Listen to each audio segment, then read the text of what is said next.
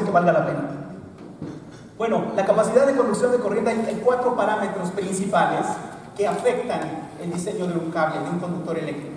¿Okay? Para lograr la capacidad o ambacidad que se requiere en el conductor, tú puedes cuidar el tipo de conductor que vas a utilizar. Puedes utilizar aluminio, puedes utilizar cobre. Si estás hablando de corrientes eléctricas altas, hablando de 1000 volts, 1000 amperes, a 1500 amperes, 2000 amperes, entonces te vas a un diseño más sofisticado del conductor. Quizá en lugar de utilizar un concéntrico redondo vas a utilizar un segmental, quizá vas a utilizar 5 o 6 segmentos, quizás inclusive vas a hacer que ese conductor esté aislado en cada alambre componente para reducir aún más la resistencia eléctrica y de esa manera poder tener una mayor capacidad de conducción de corriente. Entonces la selección del conductor es principal: aluminio, cobre, concéntrico redondo, puede ser segmental, puede ser aluminio, cobre como lo dijimos, puede ser aislado, el aislado se considera esmaltado o oxidado.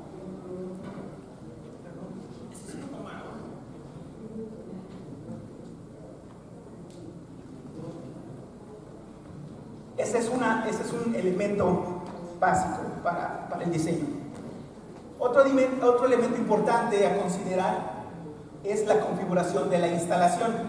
¿Cómo vas a instalar tu cable de potencia? ¿Lo vas a instalar directamente enterrado? ¿Lo vas a instalar en un banco de ductos? ¿El banco de ductos va a contener conduits de PVC o va a contener conduits de polietileno de alta densidad? Tienen diferentes valores de necesidad térmica. Afectan la capacidad de conducción de corriente. ¿Qué estás usando? ¿Vas a utilizar una configuración trébol? ¿Vas a ocupar una configuración plana? ¿Cuál va a ser la separación entre centros de conductores de tu circuito? ¿Lo vas a tener separados 250 milímetros, 500 milímetros, 600 milímetros como marca la norma? ¿Cuál va a ser la separación? Eso impacta y lo van a ver después en las gráficas. La resistividad térmica del terreno. Hoy día, en las tablas de la norma, la NOM 001CD, ustedes van a ver que los valores de referencia están dados a 90 grados Celsius metro cuadrado. Pero ¿qué pasa? En realidad, ¿todos los terrenos tienen la misma resistividad térmica? Hay terrenos áridos, hay terrenos húmedos, y eso es un tema que no tratan. Ahora, podría hablar mucho de eso y no les traje más ejemplos que estoy platicando. Hay estudios que se hacen del terreno para determinar tanto temperatura como resistividad a diferentes contenidos de humedad de la tierra. Es un tema muy amplio que nos podría llevar aquí una hora a platicarlo, y no lo traigo, pero se los platico que existe. Quizás en otra invitación podemos hablar más a fondo de resistividades térmicas y estudios térmicos del terreno. Pero es algo que tiene un efecto en la capacidad de conducción de corriente. Otro, la temperatura ambiente. No es lo mismo el cable que esté operando a 20 grados Celsius, o a 25, o a 30, o a 35. ¿Qué tal en el desierto de Sonora? Posiblemente sea 35. ¿No? Eso también tiene un impacto. Entonces, esto quédenselo como concepto. Esto es el concepto para los ingenieros de diseño. Si esta parte, ustedes saben que cuando van a diseñar un conductor o un sistema de cables de potencia, ustedes tienen que tener cuidado de qué tipo de conductor, qué temperatura, cuál es la configuración de la instalación, cuál es la resistividad, y que todo eso va a tener un impacto cuando estén enfrentando un problema, que quieran resolver algo, alcanzar una cierta ambacidad. Ustedes van a saber que tienen elementos con los cuales pueden jugar para obtener el valor que requieren.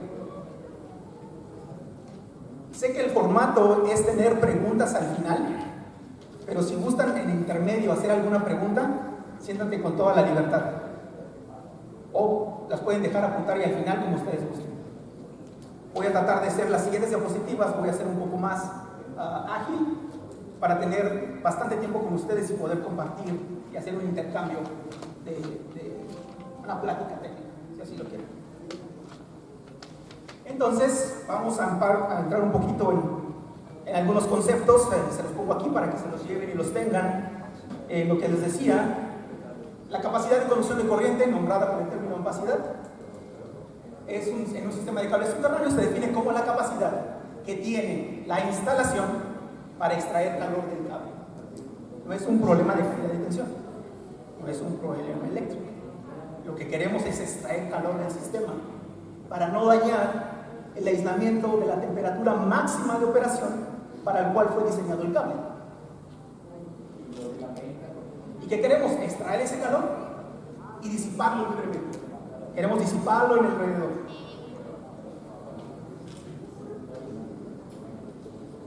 Abajo es prácticamente lo que les estaba comentando.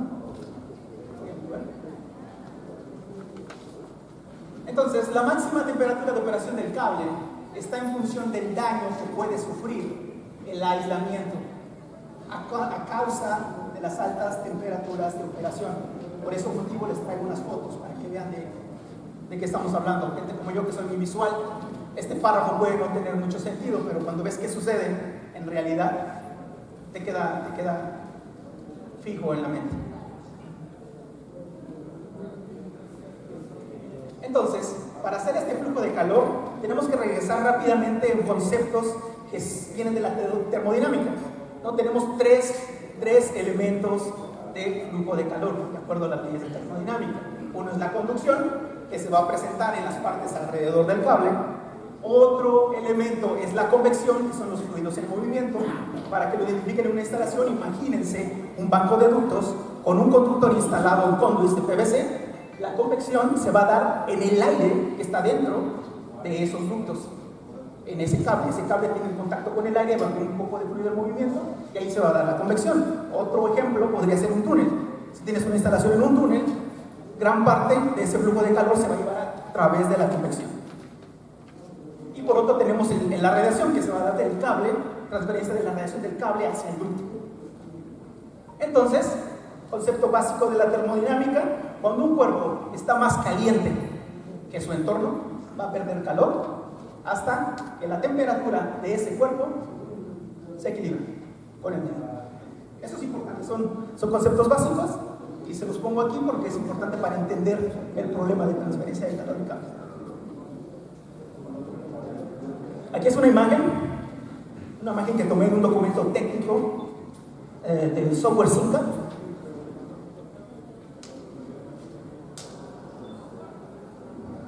En donde ustedes pueden ver, voy a parar enfrente ahorita. Este es un banco de ductos en donde la simulación incluye arena térmica en la parte superior para lograr un equilibrio térmico del sistema.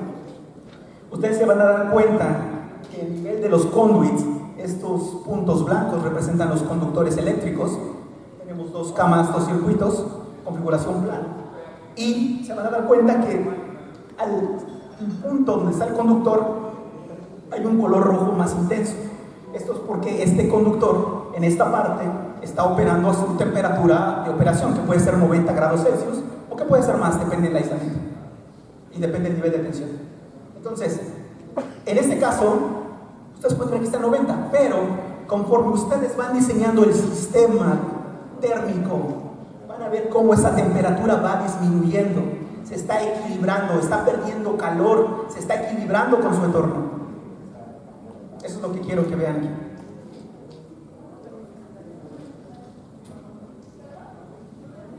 ¿Qué va a pasar? Va a llegar un punto en la fuente de calor en donde el efecto térmico ya no se percibe. Entonces yo necesito sacar el máximo, un ejemplo ahorita, lo vamos a hacer más adelante, pero si yo necesito sacarle más capacidad de conducción de corriente a este sistema y necesito instalar un circuito adicional, el lugar donde yo instalaría ese circuito, de acuerdo con esta figura, sería un punto en esta zona. Porque si yo lo pongo en esta zona, yo tengo un impacto térmico del sistema. En un punto ya no lo tengo. Aquí está equilibrado, aquí estamos cercanos. Si esto estaba a 20 grados Celsius la temperatura antes de operación del sistema, por acá andamos en 20 también. Pero aquí no, aquí posiblemente sean 40, 50. Si instalamos uno aquí y no tenemos un buen sistema térmico, vamos a comprometer el sistema, lo vamos a tornar no balanceado, podemos tener secado del terreno.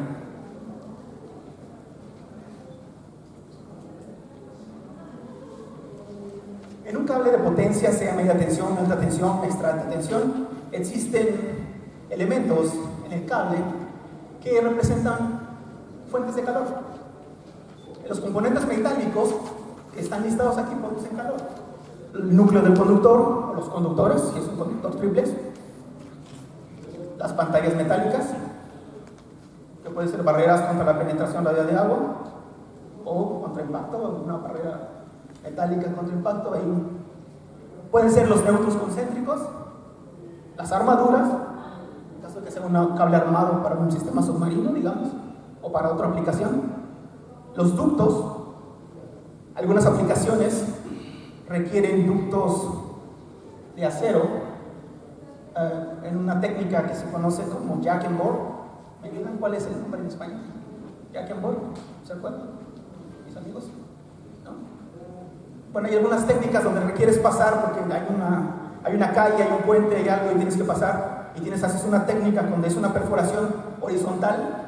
No es una perforación direccional horizontal, es un paso corto donde tú tienes un tubo de acero que va a alojar a los conductores y ese también es una fuente de calor. En inglés es jack and bore, lo siento, no recuerdo el término en español. Y por otro lado, los componentes aislantes como el aislamiento principal, las pantallas semiconductoras, las cubiertas de los cables, cubiertas internas, cubiertas externas, en cualquier relleno que se requiera para la construcción del cable. Entonces, estamos hablando de flujo de calor, estamos hablando que los conductores, el principal problema es disipar ese calor que generan al entorno y equilibrarlo con el entorno. Esto se desarrolla, el método que dio origen al desarrollo de este problema, a solucionar este problema, es el método Nirmal-Grad. Es un método que data de 1942, muy efectivo, y donde la idea básica es subdividir el calor en capas. Entonces se sustituyen las fuentes de corriente por fuentes de calor, las resistencias eléctricas por resistencias térmicas y las capacitancias eléctricas por capacitancias térmicas. Para aquellos que tuvimos formación en ingeniería, yo recuerdo una materia en el Politécnico que nos dieron de analogías mecánicas eléctricas. En esta es una analogía, pero es una analogía térmica eléctrica. Y aquí está, ese es un conductor de extra alta tensión.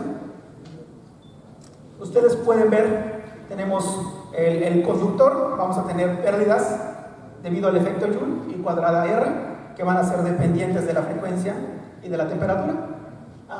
Tenemos las pérdidas en el dieléctrico, que no son significantes cuando las comparas con las pérdidas en el conductor, pero siguen existiendo. Tenemos las pérdidas en la pantalla metálica, tenemos resistencias térmicas. ¿Qué están haciendo las resistencias térmicas? Se están oponiendo al flujo de calor, están oponiendo un paso al flujo de calor. Entonces tenemos la resistencia térmica T1, que corresponde al aislamiento, la resistencia térmica T3, que corresponde a la cubierta del cable, y una resistencia térmica que es complicadísima de calcular, y ahí están, les voy a dejar las fórmulas más adelante, a ver si alguien de ustedes se anima a hacerlo, pero calcular la T4 lleva mucho tiempo, te equivocas en algo y tu problema no sirvió de nada. Cambia tu instalación un parámetro, que te cambia la temperatura un grado y tienes que rehacer el cálculo. Entonces, calcular la temperatura T4 a mano, yo lo intenté una vez, creo que todavía no me sale. Y tenemos también por ahí las pérdidas en la pantalla metálica, que también son de efecto Joule y cuadrada R, más pérdidas por corriente C. Ahora, el método Nirmal-Grad está relacionado con esta imagen. Entonces aquí lo representamos en un esquema. Y de esta figura, de la figura superior, donde tienen W viene de pérdidas, son las pérdidas en el conductor, las pérdidas en el dieléctrico, la resistencia térmica debido al aislamiento, las pérdidas en la pantalla metálica,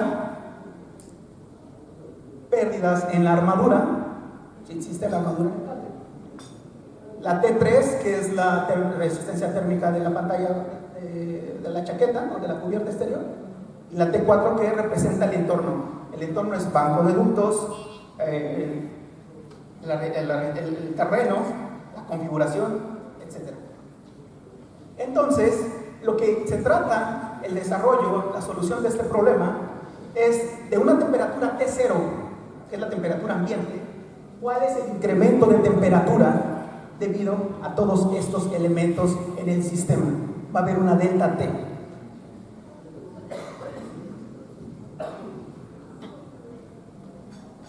Aquí están las fórmulas,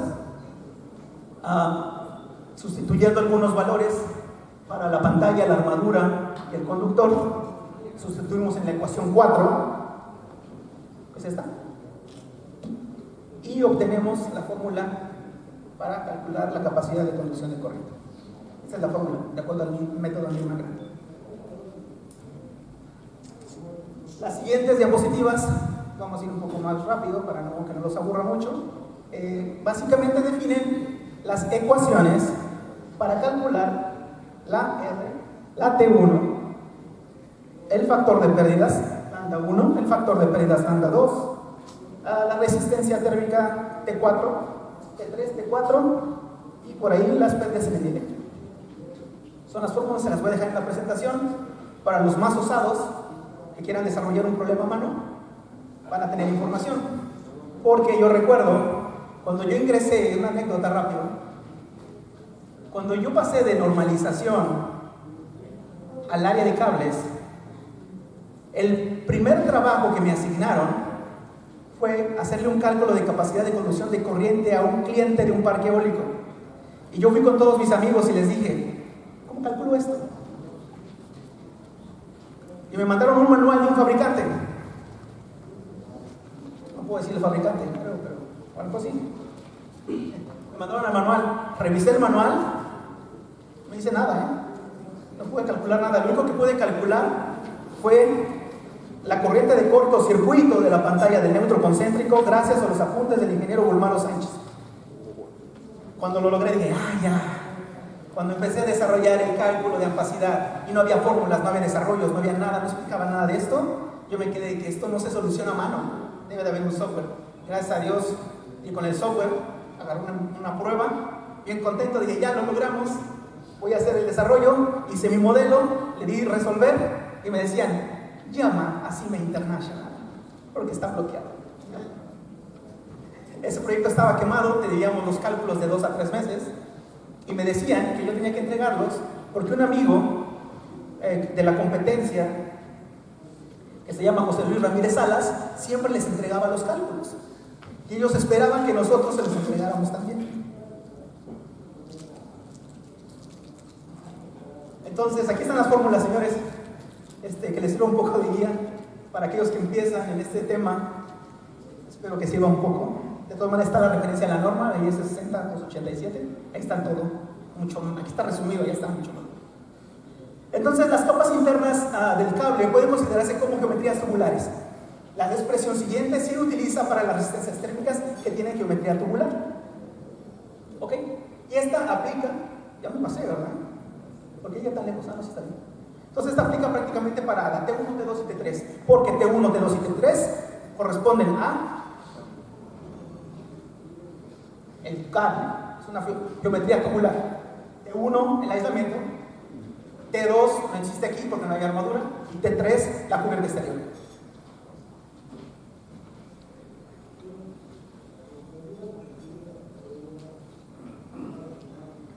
El problema es la T4. Yo les dije, la T4 esa me hace llorar todavía.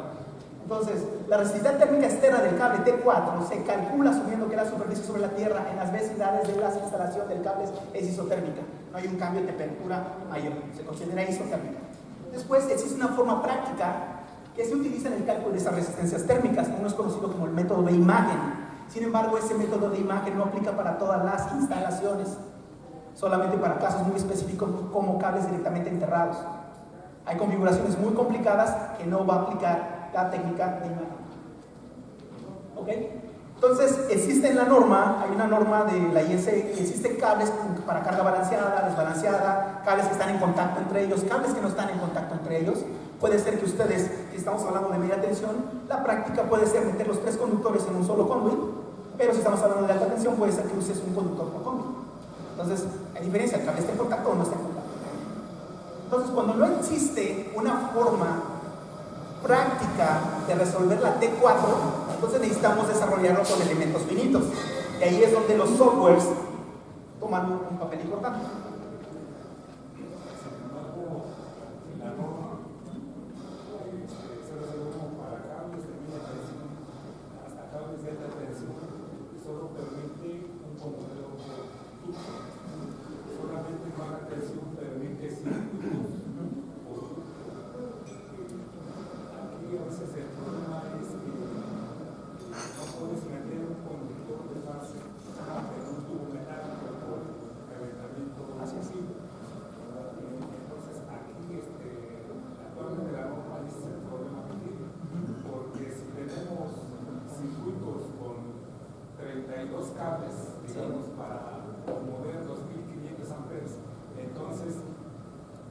Entonces ya se complica enterrar 32 tubos, ¿no?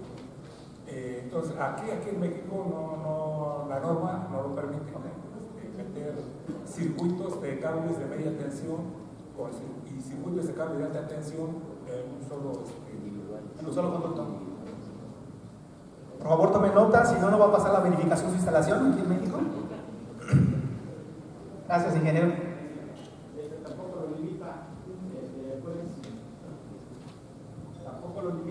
Existe un cable trifásico, yo lo puedo meter en una canalización, puedo meter varios cables trifásicos.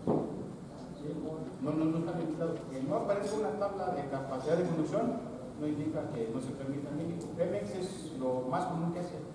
Todos los circuitos trifásicos de tierra, todos los conductores de una canalización. Hay empresas muy grandes que tienen una gran cantidad de conductores y no hay otra forma de meterlos más que todos los conductores en una canalización. Pero no lo limita. Tenemos que hacer uso del software, como está funcionando. Sí, el 923 de la norma no lo permite. 923 no lo permite. Porque en este tipo de empresas no hay duda. Ahora una pregunta rápido. ¿Esta norma 001C no aplica Pemex o sí aplica? Porque es su utilización. ¿Es utilización Pemex? Sí. ¿Quién aplica? No, lo pregunto, porque hay un tema ahí nuevo. Pemex tiene su 048. La norma de referencia 048. ¿Es mucha? Sí, al final nos encontramos que tenemos un problema técnico que tenemos que resolver con supervisión de ingeniería. Y en ese sentido, la supervisión de ingeniería, si está, podría ser, no sé, habría que.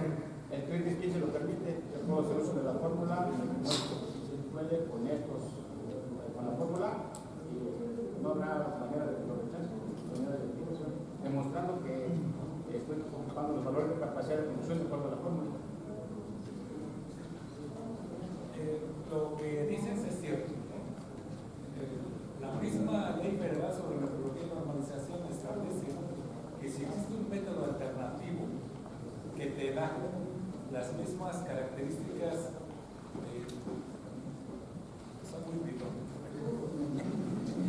que te da las mismas características de seguridad, las mismas características de funcionamiento satisfactorio y las mismas características de utilización prevista, que son las tres condiciones que establece la norma de cumplimiento en todos los requisitos, si te los da o son superiores, te lo permite. Por ejemplo, la norma no te permite instalar tubos de fibra de vidrio como ductos, no te lo permite. Nomás te permite PVC y polietileno de alta densidad, nada más. Pero si alguien trae un proyecto, por ejemplo, de Holanda para Pemex, como es el caso de una instalación que se hizo en Veracruz para el Instituto Mexicano del Petróleo, entonces haces la consulta a la Secretaría de Energía y dices las características de cuidado del cable o de protección contra daño mecánico del cable son iguales o superiores a las de PVC y del polietileno de alta densidad, pero estás obligado a hacer la consulta, porque al final de cuentas la vigilancia del cumplimiento de la norma es de la Secretaría de Energía, no es del verificador, ¿no? Entonces podría manejarse como una alternativa de ingeniería para dar cumplimiento a la norma. ¿Comentario de qué lado?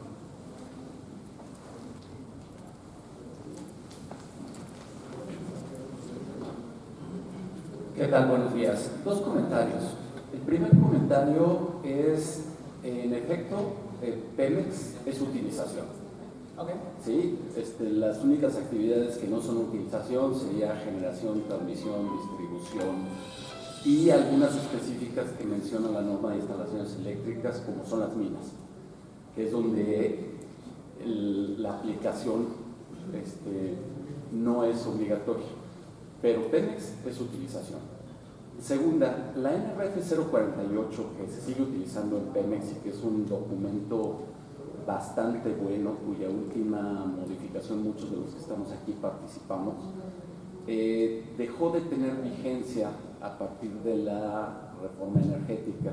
Las normas de referencia, todas las NRF, desaparecieron.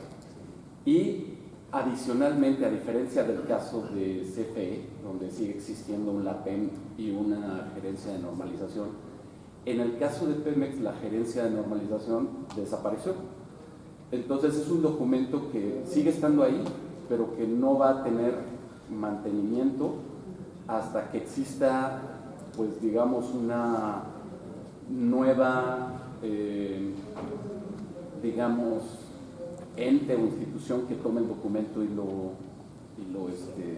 revise. Entonces lo que le aplica es la norma oficial mexicana. Afortunadamente la NRF 048 está muy basada en la norma de instalaciones eléctricas. El segundo comentario que quería hacer en esta discusión de si meter o no meter más cables, pues desde luego se pueden meter todos los cables que uno pueda, ¿no? Pero pues obviamente el desempeño de esos cables se va a reducir mucho y entonces el desempeño del circuito, y pues finalmente tendremos trabajando un proyecto de ingeniería que no va a ser óptimo. Esos serían los dos comentarios que quería hacer a ese respecto. Muchas gracias. Me gusta mucho cuando un comentario de qué lado. Hay alguno, el señor de chaqueta roja.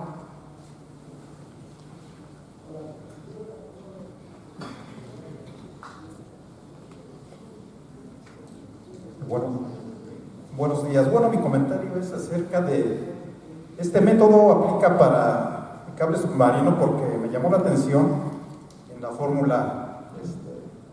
Al principio la PEM emitió un comunicado para determinar la capacidad de conducción del cable submarino que va de Playa del Carmen hacia la isla de Cozumel, y en el cual la capacidad inicial de diseño fue de 35 megawatts por circuito, que está alimentado en 34.5 kV, dos circuitos. Entonces mencionan que el problema fue la degradación del aislante. Entonces este cable entró en el año de 1999 con una caducidad de 25 años. Entonces, ahorita la PEM emitió un comunicado en el cual la capacidad de conducción se redujo casi a la mitad, a 17 megawatts por circuito. Entonces, la necesidad de reforzar la isla en el nivel de 115 kV, ¿no? Entonces, mi pregunta es esa, ¿no? Precisamente me llamó la atención ese diagrama y las fórmulas que se utilizaban ese método para determinar la capacidad de transmisión de la línea. Gracias. Sin querer dar una justificación técnica al cable instalado en Cozumel, porque creo que fue un cable instalado creo que sé quién lo instaló, pero no quiero que se malinterprete mi comentario. Cuando diseñas el sistema, por eso es muy importante, y lo ponía en este diagrama, tienes que revisar, no sé si se hizo una resistencia térmica del terreno o no, posiblemente sí, tuvieron esos valores, y con base en esos valores tú utilizas el software que depende de esas fórmulas y te da la capacidad que puede conducir ese conductor.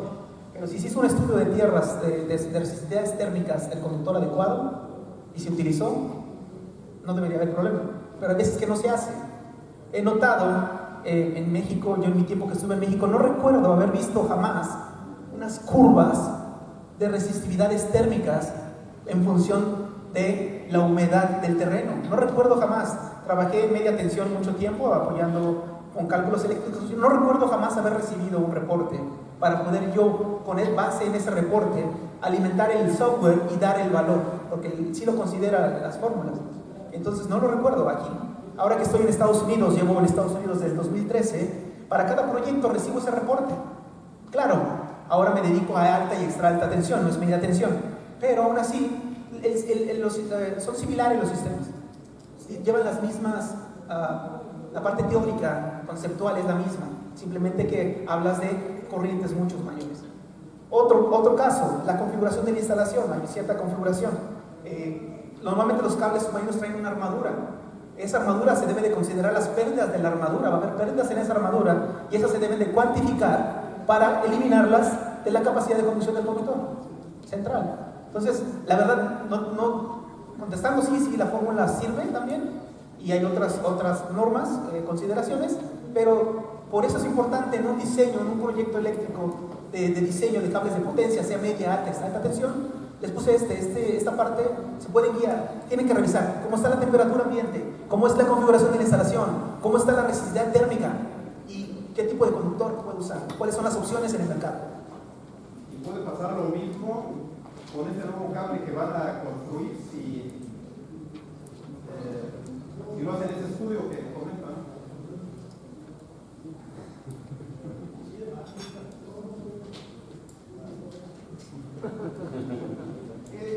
Gracias, les agradezco mucho la participación, me gusta porque eso nos lo hace más interactivo, lo enriquece y nos llevamos algo extra, ¿no? Les agradezco su participación.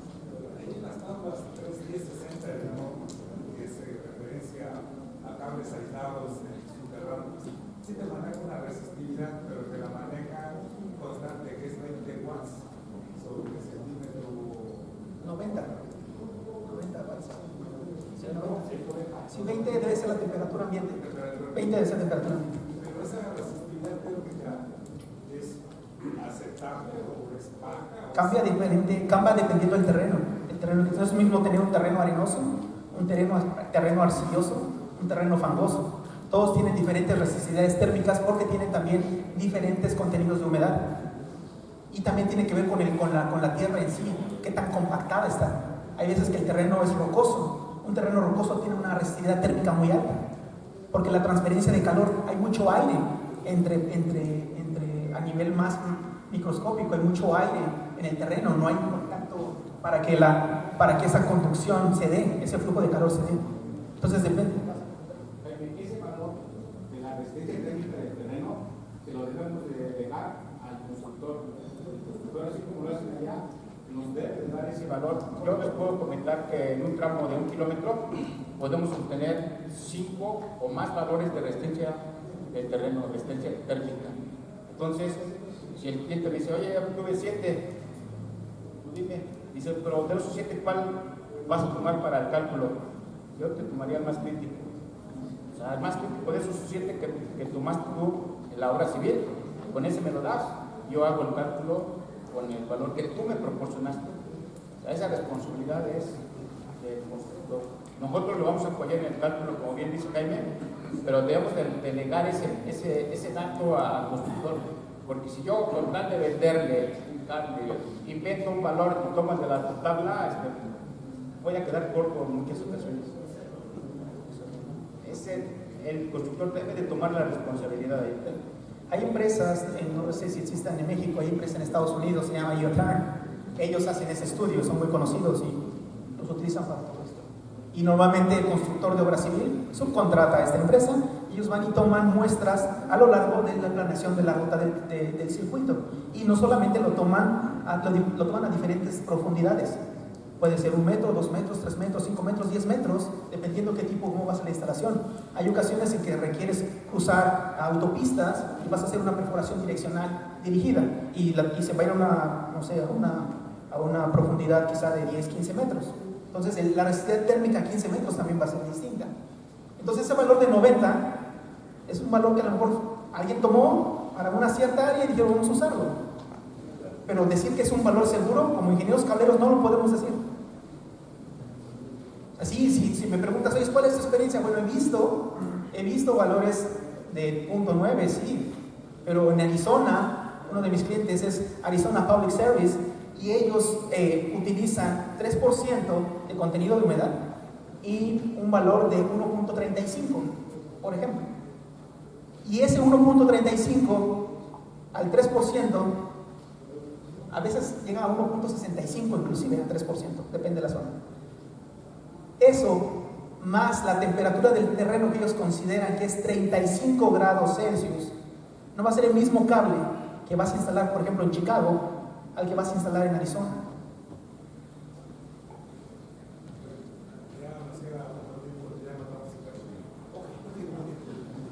Unos comentarios rápidos. Al final de cuentas, el fenómeno térmico nota estrictamente son situaciones diferenciales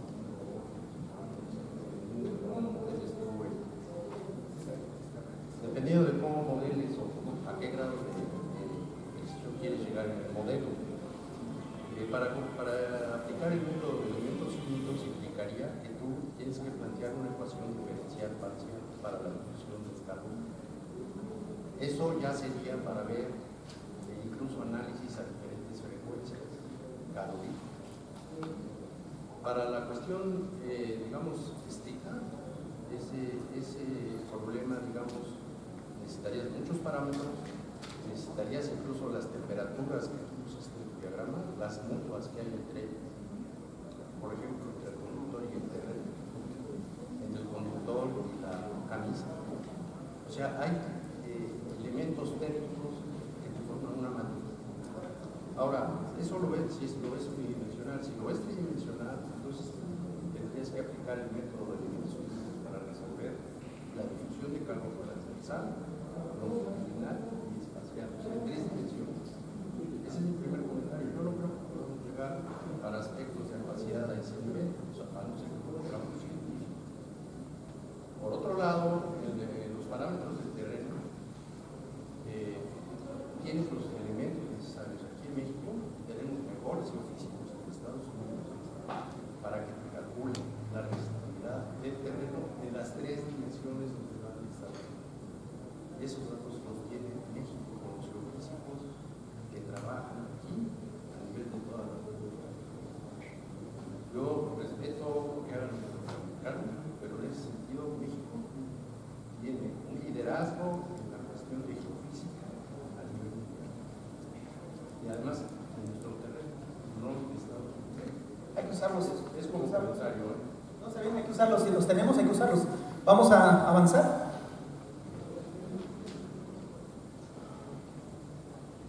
Bueno, tenemos también para una expresión para resistencia térmica T4, es una expresión sencilla, considerando método de imagen, pero las configuraciones pueden ser más complicadas que el método de imagen. Tenemos que calcular los factores de pérdidas los factores de pérdidas de la pantalla metálica y de la armadura se dan en función de las pérdidas totales en el conductor, y hay unas ecuaciones. Hay que hacer un cálculo de la resistencia en corriente alterna. Ok. Tenemos aquí una expresión matemática para hacer un cálculo de esta resistencia AC, considerando efecto piel, efecto proximidad. Y ahí está la fórmula, se las dejo. Y vamos a ver rápidamente. Tenemos el método ISE, es un método que se desarrolló en función del método Nirmargrad, donde básicamente las ecuaciones son similares. Hay 5 minutos. Son similares. Las ecuaciones, simplemente unas utilizan el sistema métrico decimal, a diferencia del método Nirmargrad, que es un método que utiliza el sistema inglés, pero los dos métodos para capacidad en estado estable dan soluciones equivalentes. Esa es la fórmula de la IS. Ustedes pueden encontrar la serie IS 60287, ahí van a encontrar todo tipo de ecuaciones para todo tipo de instalaciones, y el software que se utiliza para el cálculo de capacidad de conducción de corriente está en función de esta IS 6287, y aquí están los parámetros que ya vimos, que son los mismos que ya les listé anteriormente. Si quiero llegar a las fotos, que ven las fotos. Una breve, ¿no? Aquí diferencias entre ambos métodos. El método Nirmargrad considera pérdidas eddy, configuraciones triangulares, IS considera configuraciones planas. para las resistencias térmicas, hay factores geométricos de cables tripolares, impregnados en aceite, entre otros. Hay más configuraciones, más opciones. Hay más materiales aislantes en el método IS. ¿Okay? Hay también una distinción para calcular la resistencia térmica TR4, que es muy importante, les comentaba. Y se considera también lo que es el secado completo de la Tierra en un sistema. Ahora vamos a ver ejemplos prácticos. Tomé la norma de instalaciones eléctricas. Obviamente la tabla es más grande, pero solamente quise ver, es un conductor de aluminio de 500 kC/1000 que a 90 grados de temperatura de operación en estado continuo puede conducir 445 amps de acuerdo a la tabla. Hay un comentario aquí, yo creo que ya pasaron el tema de comentarios, pero me confundió mucho cuando usé esta tabla, porque el título de la tabla dice que es una capacidad de 3 ternas, pero 3 ternas significa que son 3 circuitos con 3 conductores. Y cuando tú ves los ejemplos, aquí te dice que es un circuito 3 conductores, entonces no son 3 ternas. Algo ahí, no sé si lo estoy malinterpretando a lo mejor, pero me costó un trabajo al principio. Pero bueno, al final me di cuenta, me fui con esto, un circuito, 3 conductores, véase la figura 3.1060, detalle 7, que está allá. ¿Ok? Entonces 445 amps para un circuito, ¿ok? Operando, y 405 amperes para 2 circuitos operando en estado estacionario, con una separación entre ellos de 600 milímetros entre centros de conductores. Ahora, les hice el ejercicio en el software que normalmente utilizamos los cableros, un software de tercera parte, creo que la mayoría utiliza y lo que obtuve con los mismos parámetros de la norma, que son una resistividad térmica RHO de 90 y una temperatura del conductor, agarré la de 90 grados Celsius, y la temperatura de la Tierra de 20, a la instalación que marca un artículo anterior, que son 900 milímetros como profundidad mínima, y también marca la distancia entre centros 600. Entonces con el software obtengo 458. Entonces puede decir que puedo usar la tabla, ¿verdad? Está perfecto. Después, vamos para adelante.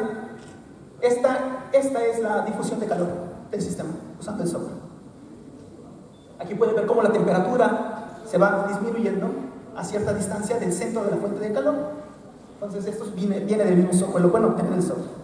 No estoy promocionando el software, no es mío, yo lo uso. Ok, lo mismo, existe una distancia donde ustedes van a ver que los efectos, las temperaturas ya disminuyen a un nivel aceptable. Les hice muchos de estos, ahí los van a tener en la presentación. Entonces, ¿cuál es en 2 circuitos? Con las condiciones de la norma, 409 amps. Me regreso rápido, 405. Perfecto. Belleza, ¿quién hizo esa norma? Las tablas. Y esta es la difusión de calor, ¿cómo se comporta? Es distinta. Ahora hay una transferencia mutua entre centros y eso se está ampliando. El espectro de la difusión de calor se está yendo más lejos. Y si se requiere reducir la distancia entre circuitos, la norma me dice 600 milímetros, pero si yo por razones prácticas, la que sea, de instalación, yo necesito en lugar de 600 milímetros utilizar 250 milímetros, ¿qué hago? Parece que ya no hay referencia en la norma, a menos que esté equivocado. No soy experto en la norma 001C. ¿Qué sucede? ¿Se acuerdan que había 400 qué? 445. Reduje la distancia. 382. Ya no es lo mismo. Bueno. Y si requiero incrementar el número de circuitos, porque quiero llevar mayor demanda. 258. ¿Dónde están los 445? ¿Sí? Y aquí está la difusión de calor, se las dejo ahí para que la vean después. Otra vez, vamos a ver unas gráficas. Este ejemplo, regresamos al ejemplo básico. Quiero diseñar un sistema, tengo que cuidar estos parámetros. Estos son los que me van a ayudar a mover esa temperatura, hacer que el flujo de calor lo mueva. A lo mejor tengo que cambiar el conductor, a lo mejor tengo que cambiar la resistividad térmica del terreno agregando unas térmicas encima, a los costados, alrededor, por debajo, etc. A lo mejor tengo que cambiar mi configuración de la instalación, incrementar el espacio entre circuitos. A lo mejor tengo que pasar de plana a triangular, yo qué sé. Pero son los parámetros con los que tenemos que jugar para lograr la capacidad que necesitemos. Luego, Vamos a ver unas gráficas rápidas con este mismo ejemplo. 6 circuitos, 500 kC de aluminio, 35 kV, factor de carga del 100% y resistencia térmica de acuerdo a los parámetros que marcan la norma. ¿Ok? Así se comporta. Si yo tengo un circuito, voy a tener 459. Conforme yo voy incrementando los circuitos y capacidad que le puedo sacar ese cable, 258. Si yo voy más allá de 258, voy a dañar eventualmente el aislamiento del conductor. Se va a integrar. Eso es en función del incremento de circuitos. ¿Qué pasa con la resistencia térmica del terreno? Empiezo con el valor de la norma 90, 0.9, 258 para 6 circuitos. Pero si tengo 1.4, 209. ¿Qué pasa con la temperatura del terreno? Parto de la norma, 20 grados Celsius de temperatura del terreno, 258. Pero si estoy en el desierto de Sonora, y usar 30.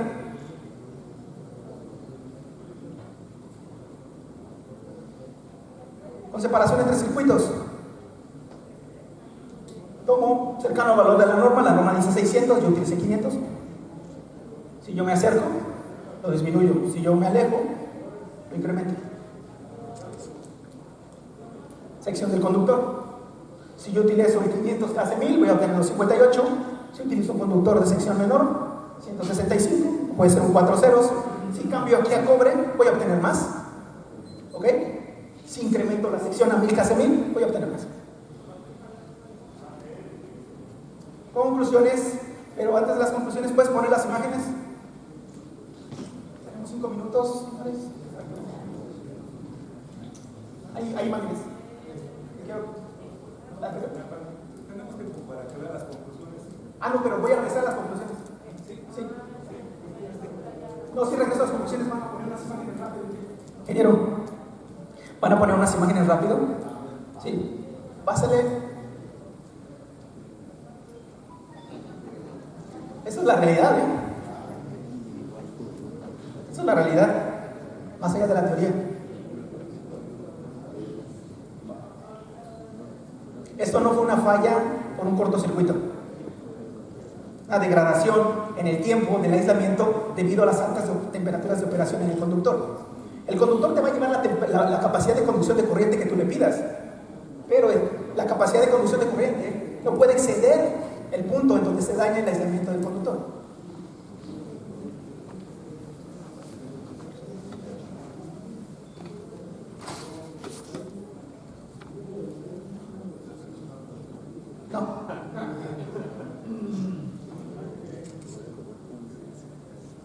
No, fue cuando trabajaba en México, visité a una compañía en Sudamérica y me pidieron mi opinión técnica, me mandaron la información, contesté y todo.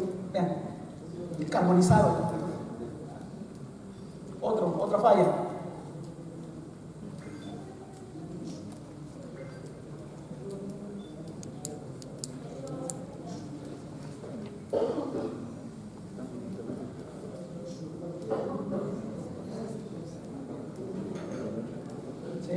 Ahora sí pueden poner las conclusiones.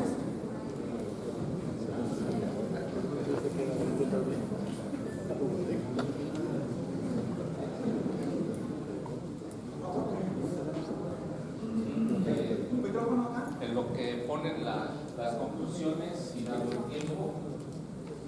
Sí, gracias. Buenos días, Juan Manuel Máximo, Conductores Monterrey Viacom. Muy buena presentación, Jaime, creo que nos queda muy claro el panorama. Yo nada más quisiera hacer dos comentarios muy importantes referente a lo que has platicado. Una, el software. Indudablemente el software nos ayuda muchísimo para la parte de los cálculos. Hay un grupo de especialistas a nivel mundial, en un grupo de SIGRE, que están analizando los softwares que precisamente se encuentran en el mercado para realizar este tipo de análisis. Bueno, de 6 software que están disponibles en el mercado, únicamente 4 coinciden con los cálculos que se han hecho de manera teórica, con elementos finitos, vamos a decir paso por paso. Únicamente 4 proporcionan los resultados que son adecuados. Otro punto muy importante es el aterrizamiento de las pantallas y el área de la sección transversal de las pantallas. Eso también afecta la capacidad de conducción de corriente. En ese sentido, yo exhorto a que se acerquen con los fabricantes para poder tener una mejor orientación y en dado momento poder hacer una selección más adecuada de la capacidad de conducción de corriente. Gracias. Correcto. La pantalla metálica, depende del tipo de aterrizamiento que tú utilices, puedes provocar, en el caso que establece la norma oficial de instalaciones eléctricas, un tema de seguridad es aterrizar en ambos extremos, así evitas tensiones inducidas. Sin embargo, creas corrientes circulantes que te crean pérdidas adicionales y te incrementan la capacidad de conducción de corriente. Pero muy buen comentario, no lo traje al tema, no me enfoqué en eso.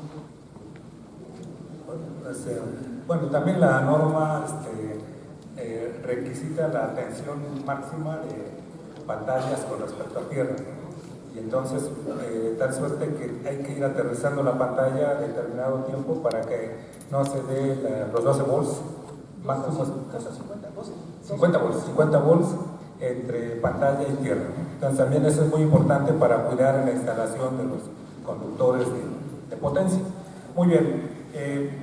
Quiero agradecer mucho, en primer lugar, a los comentarios de los ingenieros, que muy enriquecedores de la ponencia, y pues también sobre todo quiero agradecer la ponencia de Jaime, que sinceramente siempre lo he hecho. Cuando me encuentro un alumno que ha superado al maestro, pues mi reconocimiento siempre, porque esa es la función de un maestro, que los alumnos lo superen a uno.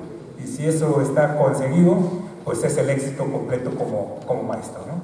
Entonces, muchas gracias por eso, Jaime. Muchas gracias por el esfuerzo que hiciste de venir de Estados Unidos con nosotros. Muchísimas gracias.